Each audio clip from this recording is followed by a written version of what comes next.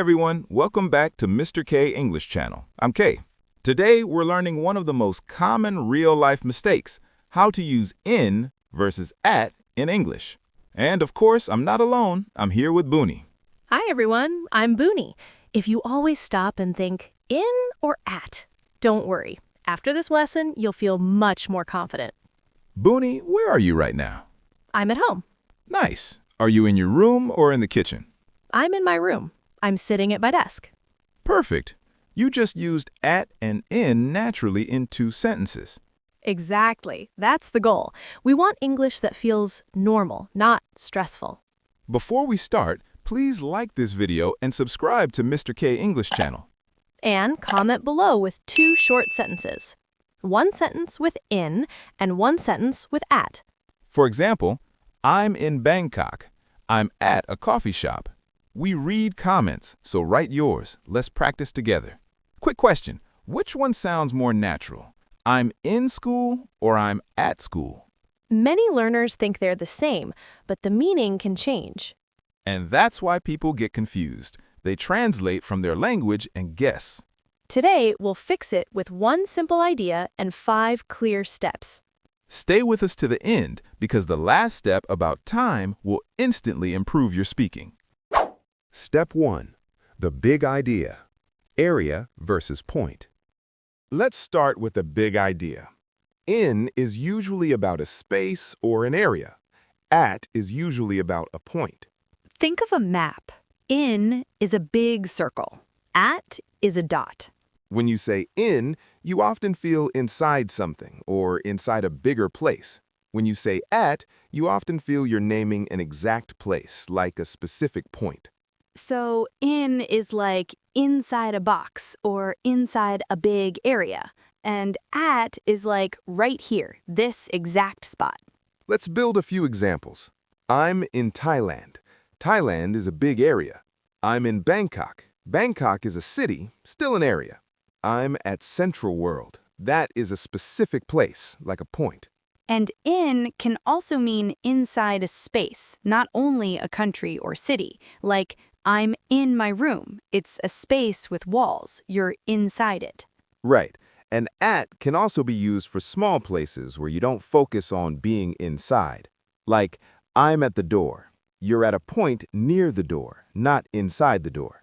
I want to make it even simpler for beginners. If you can draw it like a circle, use in. If you can point to it like a dot, use at. Exactly. Of course, there are special cases, but this rule will help you 90% of the time. Now, let's connect this rule to your daily life.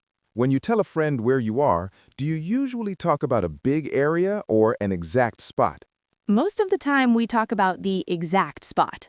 That's why at is so common in real conversation. But when you tell someone your city, your country, or your neighborhood, in is very natural. So if someone asks, where do you live? You say, I live in Bangkok, not at Bangkok. And if someone asks, where are you right now? You often answer with at, like I'm at the mall, I'm at work, I'm at my friend's house. Here is a common mistake. Learners say, I'm in the bus stop. But we say, I'm at the bus stop, because the bus stop is a point, not a space you go inside. Unless you mean you're inside a bus stop building, which is not common. Exactly. So the map idea helps again. Good. Step 1 is about the feeling, area versus point. Now, step 2 will make it practical with places you say every day. Step 2. Places, city, country, area versus specific spot. Step 2 is about location words. Use in with large places and areas. Countries, cities, towns, neighborhoods, and rooms. And use at with specific points and specific places, like a bus stop, a corner, a door, an address, a desk, or a counter. Let's talk about countries and cities first. We say, I'm in Vietnam. I'm in the United States. I'm in Japan. And for cities, I'm in Bangkok, I'm in New York, I'm in London. Now for small, specific spots, we say, I'm at the station. I'm at the airport. I'm at the supermarket.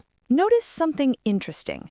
A supermarket is a building, but we still often say, I'm at the supermarket. Right, because we're focusing on the place as a destination, like a point. We are not focusing on the inside space. If you say, I'm in the supermarket, it sounds like you are emphasizing you are inside. Exactly. Maybe you're inside and shopping. It feels more specific. Let's create a natural conversation, like real life.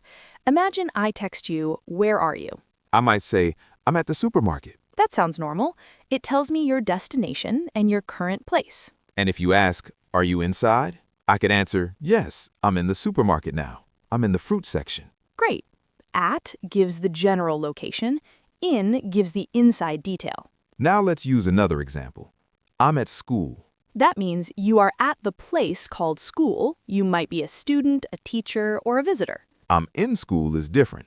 I'm in school often means you are a student in the school system, like you attend school. Right. I'm in school is like I'm studying. I'm not working full-time yet. But I'm at school is about location right now. That's a super important difference. Location right now, we often choose at.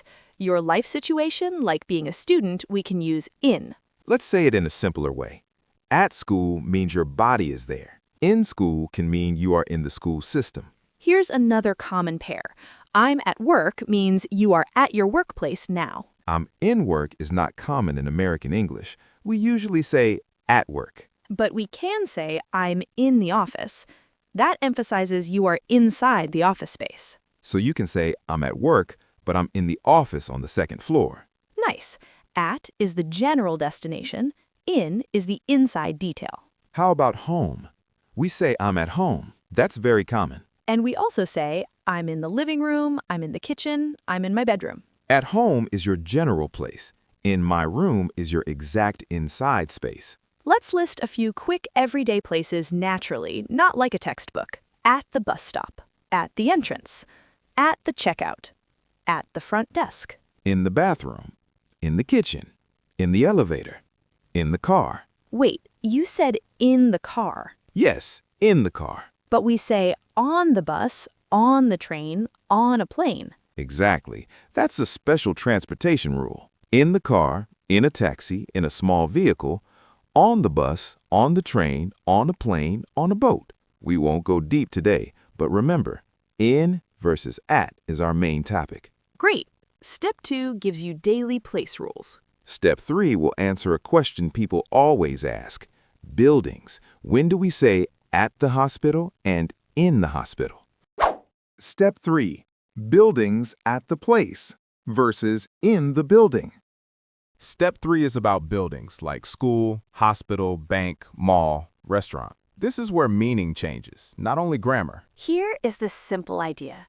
At is often used when you focus on the place as a destination or activity. In is used when you focus on being physically inside the building. And sometimes in carries an extra meaning, like being inside as a patient, not as a visitor. Let's do hospital first because it's the clearest. My dad is at the hospital. That can mean he is there visiting someone, working there, or getting information. My dad is in the hospital. That usually means he is a patient. He is staying there. So one word can change the picture in your head. Now school. I'm at school means I am there right now. My son is at school means he is there right now. My son is in school can mean he is a student, not at home, not working full-time. It can also mean he's inside the school building right now, but most of the time it means he's a student in the system. So if you mean location right now, choose at. If you mean student life in general, in school can work. Let's do the bank. I'm at the bank is normal. You are there for banking. I'm in the bank means you are inside the building. It sounds like you want to highlight you are inside, maybe waiting in line. It's not wrong, it's just a different focus. What about the mall? I'm at the mall is the common everyday sentence. And I'm in the mall sounds like you are inside and maybe you want to describe what you see. Like, I'm in the mall and it's super crowded. Exactly. The inside feeling makes sense. Now, restaurant. We're at a restaurant is very common. We're in a restaurant is also possible, but at sounds more natural for the general idea. But if you want to describe the inside, in is good. We're in a small restaurant. It's quiet and cozy. So you see the pattern. At is for general location or destination. In is for inside detail or description. I want to give one more clear example.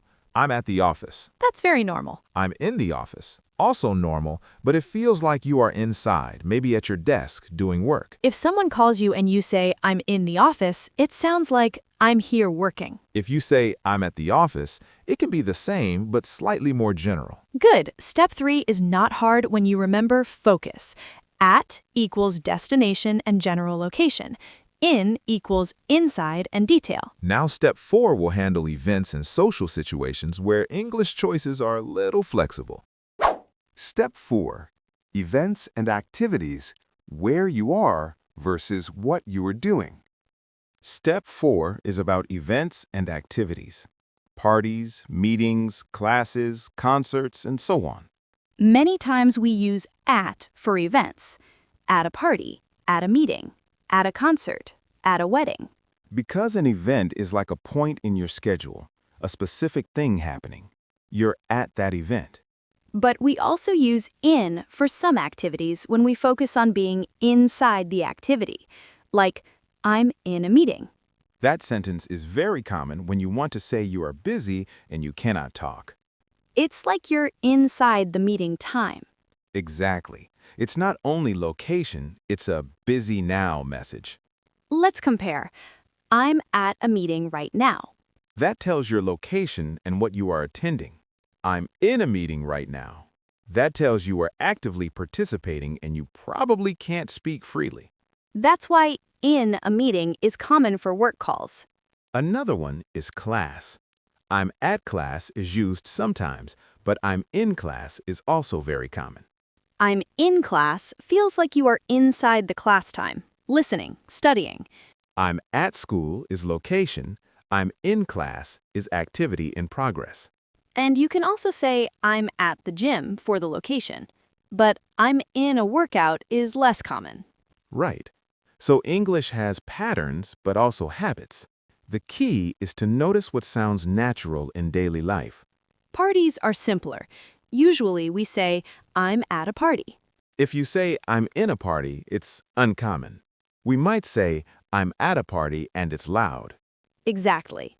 Conversations. We say, I'm in a conversation. That means you're already talking with someone. You are inside that interaction. But you can also say, I'm at lunch. That's like an event or scheduled thing. And if you want to add detail, you can say, I'm at lunch and I'm in a restaurant downtown. Great. That sentence uses both at and in naturally. So, step 4 helps you choose based on focus again. At focuses on the event as a point. In focuses on being inside the activity. Now for the final step, we talk about time.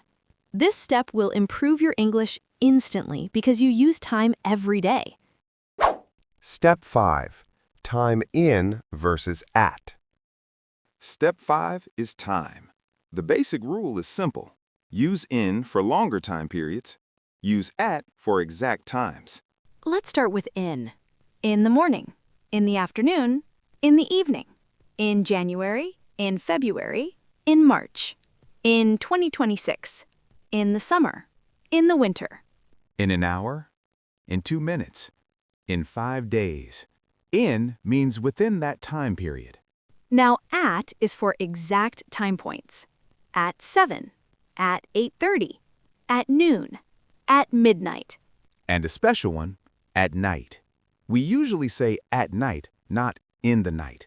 In the night can exist, but it's rare, and it sounds more poetic or specific. For daily English, use at night. Now let's put it into natural sentences you can copy. I wake up at 6:30. I study English in the morning. I have a meeting at 2. I usually feel tired in the afternoon. My birthday is in July. The movie starts at 9:15. Another common mistake is this.